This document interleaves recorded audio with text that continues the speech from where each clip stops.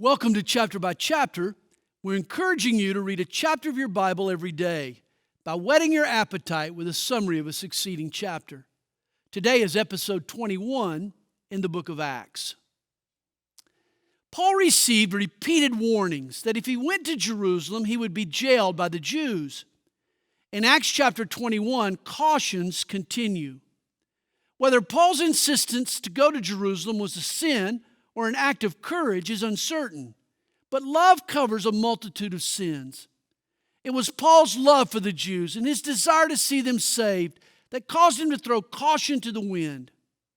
Paul refused to force the law on Gentiles, but Jews were free to observe rituals out of respect as long as the law was not made a requirement for righteousness. In Jerusalem, James suggests Paul prove his love for the law by taking a voluntary vow. Yet the mere sight of Paul triggers turmoil in the temple.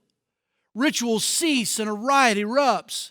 The malicious mob grabs Paul and tries to stone him. Roman soldiers stationed in the temple rush to restore order. They arrest Paul and carry him to the precinct in order to save him from the ravenous pack. If I were Paul, I would have been happy to escape the lynching. But Paul has not lost sight of his purpose. He asks the captain if he can preach to the people who had just tried to kill him. Too often we lose our composure in the midst of a chaotic situation. When our own survival is threatened, we can lose sight of God's calling. May we be like Paul, faithful under fire.